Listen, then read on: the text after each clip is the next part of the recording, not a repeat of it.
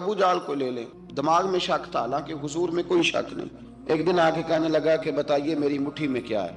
تو نبی پاک صلی اللہ تعالی علیہ وسلم نے فرمایا اگر میں نے بتا دیا، کہنے لگا اگر آپ نے بتا دیا تو میں کلمہ پڑھ لوں۔ حضور نے فرمایا میں نے بتا دینا ہے پر تو نے کوئی نہیں پڑھنا، میں بتا دینا ہے۔ کہ بتائیے، تو حضور نے فرمایا چل سودا کر لیتے ہیں، اگر جو تیری مٹھی میں ہے وہی بتا دے پھر تیرا کیا خیال ہے؟ تو نبی پاک صلی اللہ تعالی علیہ وسلم نے کہا کیا بھائی ابو جہل کی مٹھی میں؟ تو اس کی مٹھی میں کنکر تھے، کنکروں نے کلمہ پڑھنا شروع کر دی۔ جب کنکروں نے کلمہ پڑھا، پتھر تھے وہ، انہوں نے کلمہ پڑھا۔ ابو جہل نے وہ کنکر زمین پہ پھینکے، کہنے لگا اوہو تیرا جادو تو پتھروں پہاڑوں پہ بھی چلتا ہے۔ اب جملہ کہنے لگا ہوں سمجھ لینا۔ ابو جہل گوشت کا آدمی تھا، کنکر پتھر تھے، پتھر کلمہ پڑھ گئے۔ گوشت پوشت کا آدمی تھا پر کلمہ، کیونکہ یہاں کیا تھا؟ شک، اس نے آگے نہیں بڑھنے۔ گوشت پوشت کا شخص ہو کے پتھروں سے آگے نکل نبی پاک صلی اللہ علیہ وسلم کی خدمت میں آیا۔ بلکہ وہ جو یہودی والی روایت ہے اس کے پس منظر میں بھی بعض محدثین نے لکھا ہے اس کو بھی اسی نے بھیجا، کہنے لگا جاؤ نبی پاک سے جا کے کہو اگر وہ درخت آپ کا کلمہ پڑھے تو میں بھی پڑھ لوں۔ درخت، اب درخت ہوتے تو جاندار ہیں پر کلمے تو کوئی نہیں نہ پڑھتے۔ درخت سے بھی تو انسانوں سے کلمہ پڑھنے کی بات، اگر درخت پڑھے تو میں پڑھ لوں گا۔ نبی پاک صلی اللہ علیہ وسلم دور بیٹھے تھے، درخت دور تھا، اور امام سیوطی علیہ رحمہ نے لکھا ہے درخت بھی کیکر کا تھا۔ نبی پاک صلی اللہ علیہ وسلم نے فرمایا اس یہودی سے کہ تو جا کے درخت کو کہہ کہ تجھے نبی پاک بلاتے ہیں۔ فرمایا میں گیا تو پھر تم نے کہنا جادو کر کے بلایا ہے۔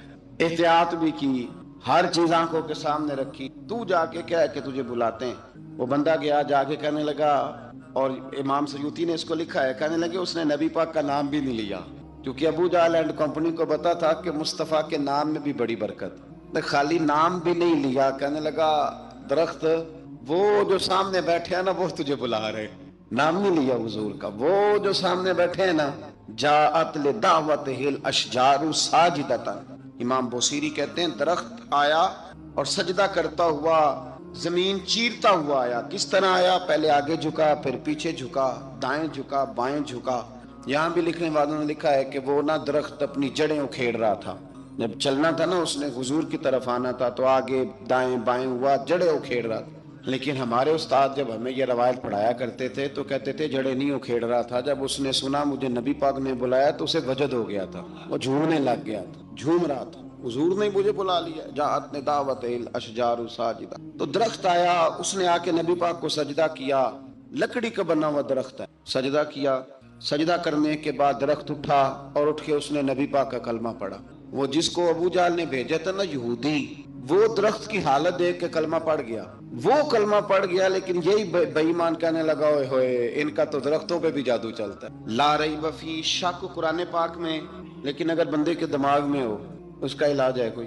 ادھر ہی شک بیٹھ جائے۔ میں سادی مثال دیتا ہوں کہ سامنے دیوار صاف ہو لیکن گرد اگر آئینے پہ پڑی ہو، دیوار صاف کرنی چاہیے کہ اینک کا شیشہ صاف کرنا چاہیے؟ ساری زندگی لوگ دیوار صاف کرتے گزار دے، ساری زندگی تراش خراش کرتے گزار، اپنی مرضی کی پینٹنگ کرتے گزار دیتے ہیں، پر اپنی آنکھ کی پتلی صاف نہیں کرتے، آنکھ کی پتلی صاف نہیں کرتے۔ کسی نے حضرت رومی سے کہا تھا حضور دنیا میں کوئی اچھا ملتا نہیں، فرمانے لگے تھوڑا رونا شروع کر تاکہ تیری پتلیاں وضو کر لیں، وضو کر لیں، وہ انہیں پتہ چل جائے کہ کتنے صاف ستھرے لوگ دنیا میں پائے جاتے ہیں۔ ابو جہل پھر آ گیا، کہنے لگا اگر آپ چاند کے 2 ٹکڑے کر دیں تو میں کلمہ پڑھنے کو تیار ہوں۔ اچھا یہاں بھی بڑی مزے کی بات ہے، اللہ نے پہلے کہہ دیا نبی پاک کو کہ ان الذین کفروا سواء علیہم اانذرتہم ام لم تنذرہم لا یؤمنون۔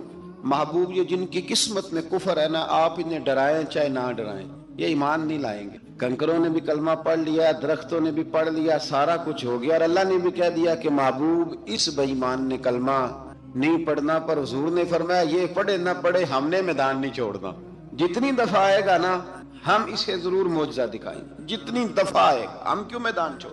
آگے کہنے لگا جی اگر چاند کے 2 ٹکڑے کر دیں تو اقتربت الساعۃ وانشق القمر، تو نبی پاک صلی اللہ علیہ وسلم نے انگلی کا اشارہ کیا، چاند 2 حصوں میں بٹا۔ کوہ صفا ایک پہاڑی تھی مکے میں، آدھا ٹکڑا پہاڑی کی اس جانب ہوا، آدھا اس جانب، یعنی وضاحت کی اللہ کریم نے کہ ایسے نہ ہو کہ یہ کہہ جی وہ تو ایسے بالکل شک ہوا تو مل گیا، پتہ نہیں میری آنکھوں پہ جادو ہو گیا، ملا ہے کہ نہیں ملا۔ جب ٹوٹا تو حدیث پاک میں آتا ہے کہ آدھا چاند کوہ صفا کی ادھر گیا اور آدھا تو پہاڑی تھی، چاند نیچے آیا، پہاڑی کے گرد گھوما، آگے جا کے ملا، یعنی وقفہ دیا گیا باقاعدہ دیکھنے کا، سمجھنے۔ پوری دنیا میں جتنے لوگ اس وقت چاند دیکھ رہے تھے، ہندوستان تک روایتوں میں ملتا ہے کہ لوگوں نے گواہی دی کہ ہم نے چاند ٹوٹتے دیکھا ہے۔ زمانہ مان گیا، لوگوں کی چیخیں نکل گئیں، لوگ قدموں میں گر گئے، پر وہ جس کے دماغ میں شک تھا نا، وہ نہیں مانا۔ شجر و حجر پہچان گئے، پر انسان کی نظروں میں شک ہی رہا۔ دنیا میں سب سے مجبور، کمزور، بزدل، کم فہم بندہ وہ ہے جس کے دماغ میں شک ہے۔ سب سے کم فہم آدمی، اس کی فراست روحانیہ زیرو ہے، وہ ایک ناکام شخص ہے۔ اس کو کسی پہ بھی شک پڑ جائے، کسی پہ بھی۔ ہم نے دیکھا ہے جو عورت اپنے مرد پہ شک کرنے لگ جاتی ہے، اس گھر کا کوئی علاج ہی نہیں ہوتا۔ جو شکوہ کرتی ہے روٹی کا، پیسوں کا، وہ کسی دور میں مسئلہ اس کا حل ہو جاتا ہے۔ جو نافرمان ہوتی ہے اس کا بھی مسئلہ کسی نہ کسی زمانے میں حل ہو ہی جاتا ہے۔ یہ جس کو شک پڑ جاتا ہے نا، شک، اس کا مسئلہ قیامت کی صبح تک حل نہیں ہوتا۔ اگر مرد کو شک پڑ جائے، اس کا مسئلہ بھی کبھی زندگی میں دوبارہ حل، یاد رکھیں۔ یہ جو شکوک و شبہات ہے نا، قرآن پورا شکوک و شبہات کا ازالہ کرتا ہے۔ کافر کے سوال کا جواب دیتا ہے، منافق کے سوال کا جواب دیتا ہے۔ قرآن مجید ہر ایک کی تسلی کراتا ہے، لیکن شروع میں بتا دیا کہ لا ریب فی، شک والی گنجائش اس میں۔ لوگ آج تک شک کر رہے ہیں کہ اللہ کا کلام ہے کہ نہیں، آج تک لوگ۔ تو میرے بھائی، شکوک والی زندگی کمزور ہوتی، شکوک والی۔ عقل مند لوگوں کی زندگی کمزور زندگی ہے۔ صحابہ کرام عمل والے لوگ تھے، وہ بحثوں میں الجھے رہتے تو عمل نہ کر پاتے۔ ہمارے ہاں نا بحث ہوتی ہے جس مسئلے کا کوئی تعلق ہی نہیں، الجھنوں سے نکل آئے۔ عمل کا رستہ، بحث جو ہوتی ہے یہ عمل کا رستہ روکتی ہے۔ عقل مند نہ بنے، فرما بردار بنے۔ میرے بھائی، شکوک و شبہات والی جو لائف ہے، لیکن نا انبیاء کرام علیہ السلام کے بارے میں شکوک و شبہات ہیں، اولیاء عظام کے بارے میں۔ اب ایک نیا شک پیدا ہو گیا ہے کہ فیض ملتا ہے کہ نہیں ملتا۔ ہم نے فلانے ولی کو دیکھا نہیں، ساری زندگی اس کا نام لیا، فیض ملے گا کہ نہیں؟ غوث پاک کو دیکھا نہیں، ساری زندگی قادری کہلایا، فیض ملے گا کہ نہیں؟ خواجہ اجمیر کو دیکھا نہیں، چشتی کہلائے، فیض ملا کہ نہیں؟ صابر پیا کو دیکھا نہیں، صابری کہلائے، فیض ملا کہ نہیں؟ او خدا کے بندے، فیض وہ چیز ہے جو نظر نہیں آتی پر محسوس سب سے زیادہ ہوتی ہے۔ ملے تو حضرت اویس کرنی بھی نہیں تھے نبی پاک سے، وہ بھی نہیں ملے تھے، ملاقات تو ان کی بھی نہیں ہوئی تھی۔ کیا کہو گے؟ ملاقات نہیں ہوئی، لیکن فیوز و برکات کا یہ عالم ہے کہ میرے محبوب نے فرمایا وہ دعا کرے گا تو اللہ میری امت کی بخشش فرمائے گا۔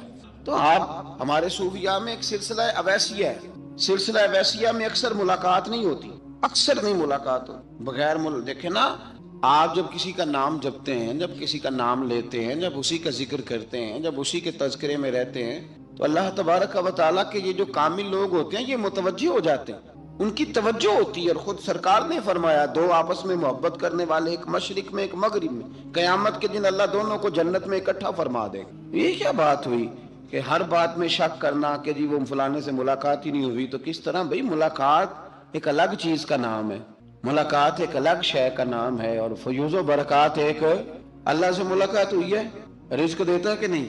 زندگی دیتا ہے، ساری چیزیں دیتا ہے، تو ملاقات تو کوئی نہیں کرتا۔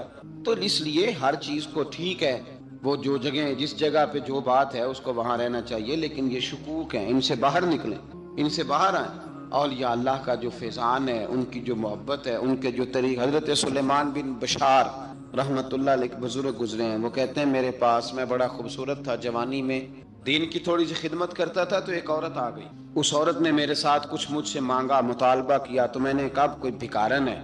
میں نے جب اس نے نقاب اوڑھا ہوا تھا، جب میں نے اس کی طرف پیسے دینے کے لیے، خیرات دینے کے لیے کوئی چیز بڑھائی، تو اس نے چہرے سے کپڑا ہٹایا، میں نے نظر جھکا لی، کہنے لگی سلیمان میرا رنگ روپ تو دیکھ، میں کتنی خوبصورت ہوں، میں تیری محبت میں گرفتار ہو گئی، خدا را میں اپنے آپ کو تیرے حوالے کرتی ہوں۔ آپ فرماتے ہیں جب اس کے نیت اور ارادے میں اور لفظوں میں نے فطور دیکھا تو میں استغفر اللہ پڑھتا وہاں سے بھاگ گیا، اتنا دوڑا کہ میں بصرہ سے باہر نکل گیا، شہر سے ہی باہر آ گیا۔ عورت سے دوڑ رہا ہے، مرد، نوجوان، خوبصورت۔ فرماتے ہیں عشاء کی اذانیں ہو رہی تھی، نماز پڑھ کے میں مسجد میں سو گیا تو مجھے حضرت یوسف علیہ السلام کا دیدار ہوا۔ جناب یوسف کہتے ہیں میں حضور کا غلام اور غلاموں کا غلام اور صدیوں بعد کا غلام، تو جناب یوسف علیہ السلام میری خواب میں آئے اور کہنے لگے اٹھ جوان، میرے سینے سے لگ، یار تو نے تو نبی پاک کا امتی ہو کے وہ کام کیا ہے جو میں نے نبی ہو کے کیا تھا۔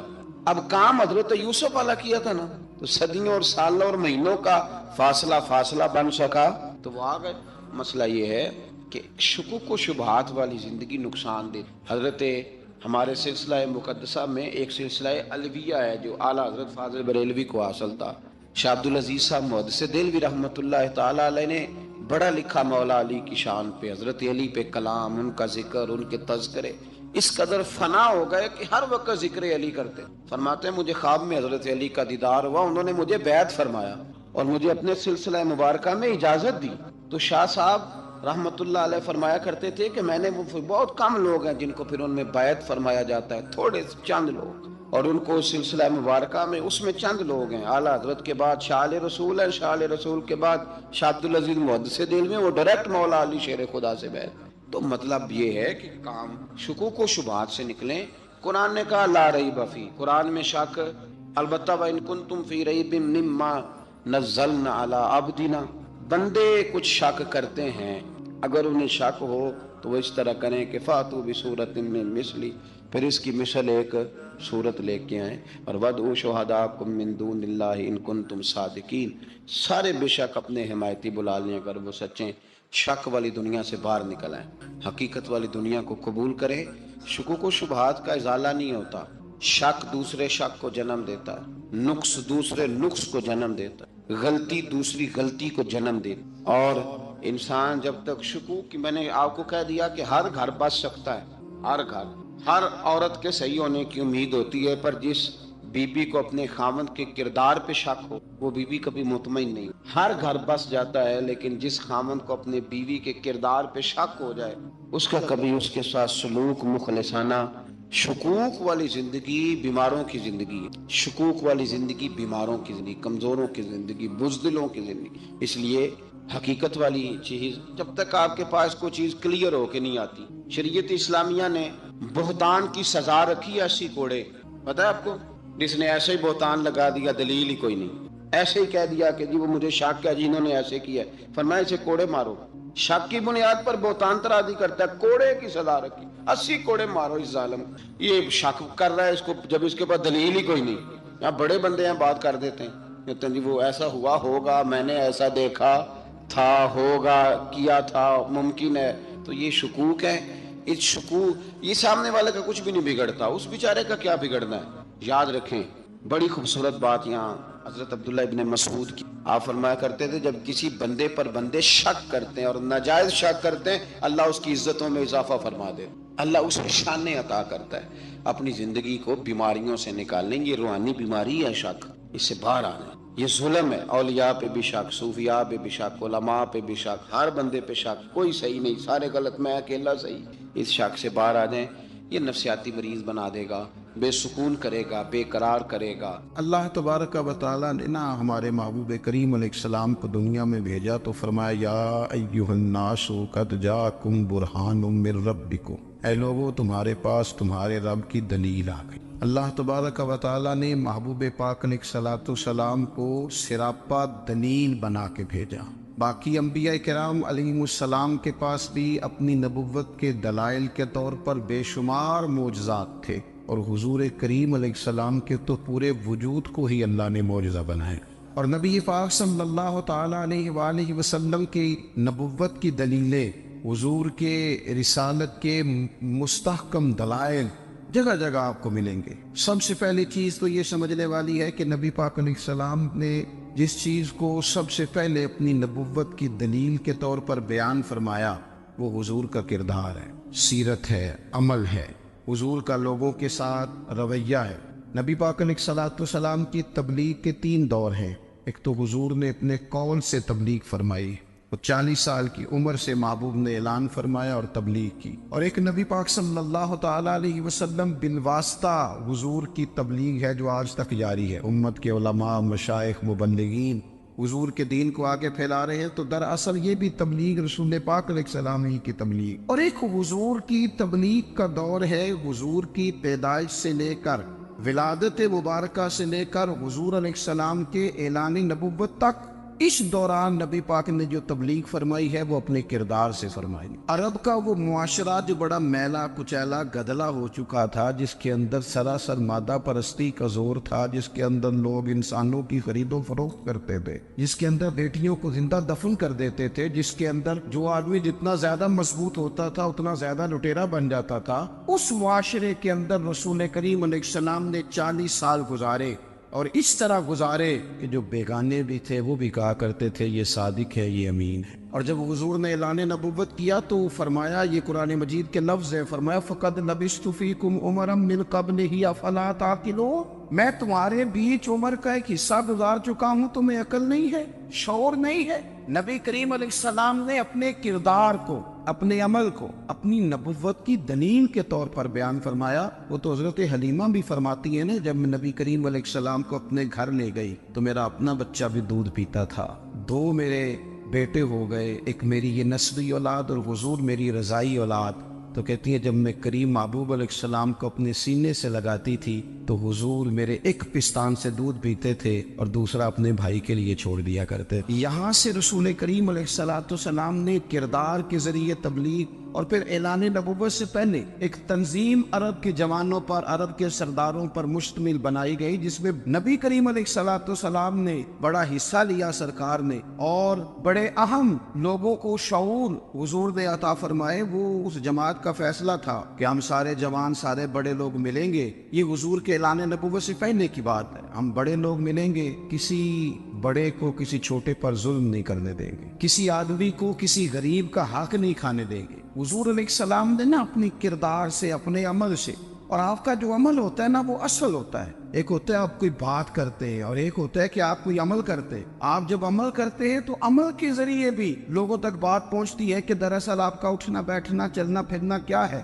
میرے رسول کریم علیہ السلام کا اٹھنا بھی ایک نبی کا، بیٹھنا بھی ایک نبی کا، بات کرنا بھی ایک نبی کا، معاملات زندگی کرنا بھی ایک نبی کا، لین دین کرنا بھی ایک نبی کا۔ ایک شخص کہتے ہیں میں نے اعلان نبوت سے پہلے حضور علیہ السلام سے کوئی چیز خریدی تھی اور میں نے عرض کیا تھا آپ یہاں تشریف رکھے، میں پیسے لے کے آتا ہوں، میں 3 دن کے بعد آیا۔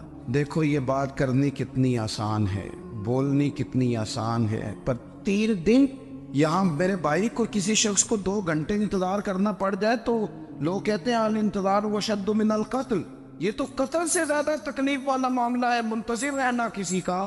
کہتے 3 دن کے بعد میں آیا تو میرے رسول کریم وہیں تشریف فرما، بس اتنا فرمایا یار تم نے مجھے بڑی تکلیف میں ڈال دیا، 3 دن ہو گئے یہاں رکے ہوئے۔ تو حضور نے اپنے کردار کو، اپنے عمل کو، اپنے معاملات کو سب سے پہلے اپنی نبوت کی دلیل کے طور پر پیش کیا۔ اسی نے کیا خوب کہا تھا کہ جو تیری جان کے دشمن ہے وہ بھی کہتے ہیں، بظاہر تو آئے ہیں نا ہجرت کی رات جان لینے، لیکن امانتیں حضور کے گھر میں رکھی ہوئی ہیں، امانتیں کاشانہ نور پہ پڑی ہے۔ وہ جو تیری جان کے دشمن ہے وہ بھی کہتے ہیں کہ امین تو ہے اور صداقت کی آبرو تو ہے۔ تو پہلے کردار، پھر دوسری بات، اللہ تعالیٰ نے اپنے محبوب علیہ السلام کو اپنا مطلق نائب بنا کر، اپنا محبوب اعظم بنا کر، ویسے ہی سارے انسانوں کے بارے میں کہا وَإِذْ قَالَ رَبُّكَ لِلْمَلَائِكَةِ إِنِّي جَاعِلٌ فِي الْأَرْضِ خَلِيفَةً، میں زمین میں اپنا نائب بنانے والا ہوں۔ لیکن حضور علیہ السلام تو محبوب ہے نا، حضور کی نیابت تو محبوبیت کے درجے پر فائز ہے۔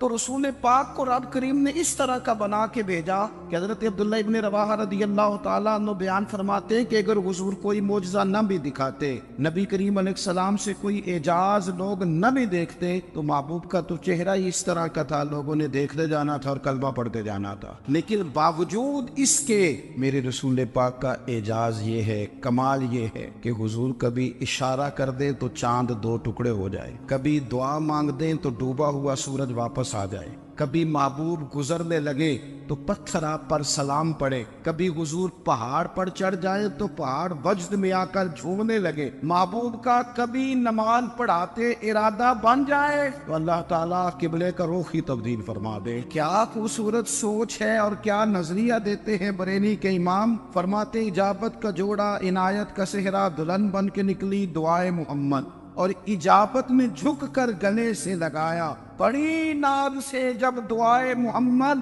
دیکھو خدا کی رضا چاہتے ہیں، دو عالم خدا چاہتا ہے رضائے محمد صلی اللہ تعالی علیہ وسلم، اور ایک مقام پہ فرماتے ہیں نائب دست قدرت پہ لاکھوں سلام، نائب دست قدرت پہ لاکھوں سلام۔ تو اللہ تعالیٰ نے نبی پاک صلی اللہ تعالی وسلم کو جو اعجاز۔ پھر ایک اور بات، حضور امی ہے، دنیا میں آ کر محبوب نے کسی سے پڑھا ہی نہیں۔ میرے محبوب نے جتنا پڑھا ہے رب کریم سے ہی پڑھا ہے۔ الرحمن علم القرآن خلق الانسان، رحمان نے قرآن سکھایا پھر انسان بنایا۔ اللہ تبارک و تعالیٰ کی بارگاہ کرم سے حضور نے لیا، رسول کریم امی ہے، یہ بھی حضور کی نبوت پر ایک بڑی دلیل۔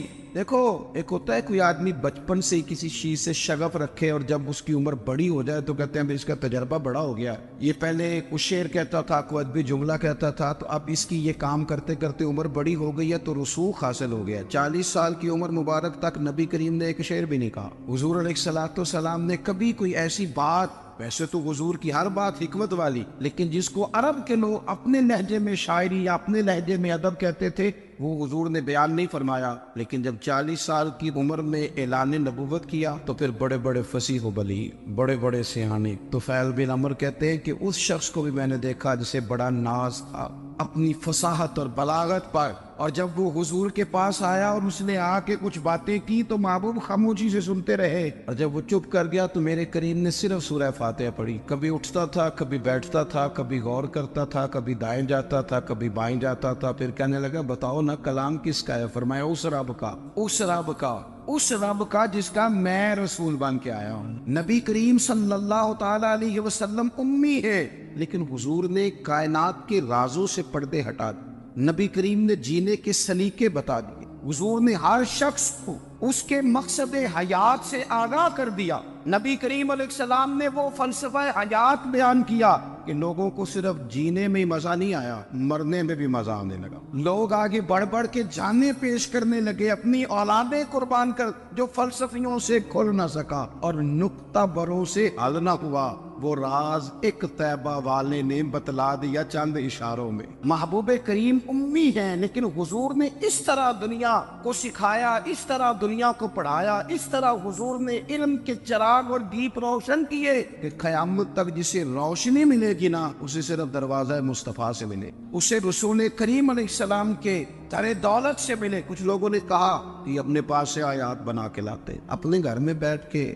دعوے کر لینا تو کوئی مشکل کام نہیں نہ ہوتا، سارے لوگ ہی کر لیتے، بلکہ وہ ہمارے ایک بزرگ کہا کرتے تھے خیالی پلاؤ پکائیے کہ وہ کدے بھی کاٹ نہ پائیے، کیونکہ کون سا پیسوں کا ڈالنا ہے، وہ زیادہ ڈالیں آپ اور زیادہ ڈالیں۔ بہت سارے لوگ ہیں آج بھی، کچھ لبرل ہیں بیچارے، کچھ دین بیزار طبقہ ہے، وہ کہتے ہیں جناب ہمیں تو جدید باتیں بتائیں، ہمیں تو نئے اسلوب کے مطابق لے کے چلے، ہمیں تو او بھائی سن، میرے نبی پاک علیہ السلام نے فرمایا میرا قرآن کبھی پرانا نہیں ہو، اسے پڑھ کے دیکھ، اس کی جدت کا حسن دیکھ، یہ تو کھلا ہوا باغ ہے، تو ایک دفعہ اس کے قریب آئے گا تو خوشبو ملے گی، دوسری دفعہ آئے گا تو اس سے زیادہ تازی ملے گی، ایک دفعہ پھل کھائے گا تو مزیدار ہوگا، دوسرا کھائے گا ہو سکتا ہے شکل ملتی جلتی ہو لیکن ذائقہ بڑا نرالا ہوگا۔ تو تو صحیح نا۔ جب کچھ لوگوں نے کہا یہ خود سے بنا کے آیات لاتے ہیں تو فرمایا وَإِن كُنتُمْ فِي رَيْبٍ مِّمَّا نَزَّلْنَا عَلَىٰ عَبْدِنَا فَأْتُوا بِسُورَةٍ، اگر تمہیں کوئی شک ہے اس میں جو ہم نے اپنے بندہ خاص میں نازل کیا ہے تو تم بھی اس جیسی ایک آیت بنا کے لاؤ۔ اور چلو چیلنج کھلا دے دیا، فرما وَادْعُوا شُهَدَاءَكُم مِّن دُونِ اللَّهِ،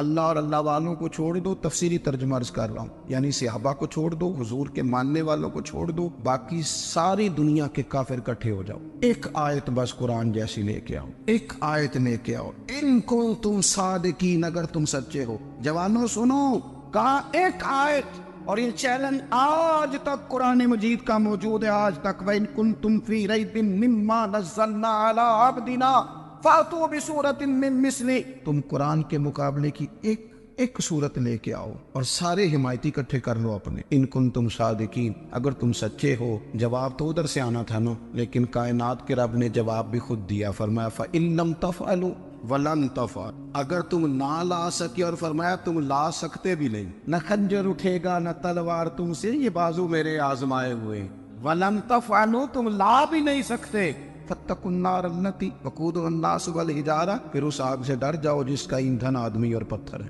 اُعِدَّتْ لِلْكَافِرِينَ، بنائی کافروں کے لیے، مومنوں کے لیے تو رب نے جنت بنائی ہے، اُعِدَّتْ لِلْكَافِرِينَ، یہ دوزخ اللہ نے کن کے لیے بنائی ہے؟ وعدت للکافرین، کہتا ہے کافر کے لیے بنایا۔ تو اللہ تبارک و تعالیٰ نے میرے رسول پاک صلی اللہ تعالیٰ علیہ وسلم کو وہ کتاب عطا فرمائی، اور پھر حضور کی فصاحت و بلاغت، معرفت۔ دیکھو، ایک ہوتا ہے گھنٹوں باتیں کرنا، ایک ہوتا ہے کئی کئی والیم پر مشتمل، کئی جلدوں پر مشتمل کتب کا لکھنا، اور ایک ہوتا ہے کسی بندے کا ایک بات کرنا اور سامنے والے کی طبیعت کو اتنا جگا دینا کہ اگلی بات فوراً ہی اس کی سمجھ میں آ جائے۔ اور حضور نہ کسی کی انا کو نہیں جگاتے۔ ہم بعض اوقات کسی سے خطاب کرتے ہیں، بات کرتے ہیں تو سامنے والے کی انا کو جگا دیتے ہیں، ٹھیس پہنچاتے ہیں، وہ کہتا ہے چل پھر تگڑا ہو جائے میں بھی آیا۔ حضور انا نہیں جگاتے تھے، میرے نبی پاک ضمیر جگاتے تھے تاکہ وہ شخص فیض حاصل کر سکے، اسے کچھ ملے۔ نبی کریم کا جو انداز تکلم ہے وہ اس طرح کا ہوتا تھا کہ انسان خود بخود کھل اٹھتا تھا کہ مطلب یہ بات ہونے کیا لگی ہے، مطلب حضور کیا فرمانے لگے۔ نبی کریم صلی اللہ تعالی علیہ وسلم، ایک دن محبوب کریم نے صحابہ کے دیے حضور کی فصاحت و بلاغت دیکھے، فرمایا محبوب نے کتنا نادان ہے وہ شخص جو اپنے ماں باپ کو گالی دے۔ کھلی ہو گئی لوگوں کی آنکھیں، کان کھڑے ہو گئے کہ یا رسول اللہ کون ایسا بدبخت ہے جو ماں باپ کو گالی دے گا۔ اب جب سوالات ذہنی سطح پر پوری طور پر ابھر گئے نا، اب رسول کریم نے بات سمجھائی، یہ ہے فصاحت و بلاغت، تیرے آگے ہیں یوں دبے نچے۔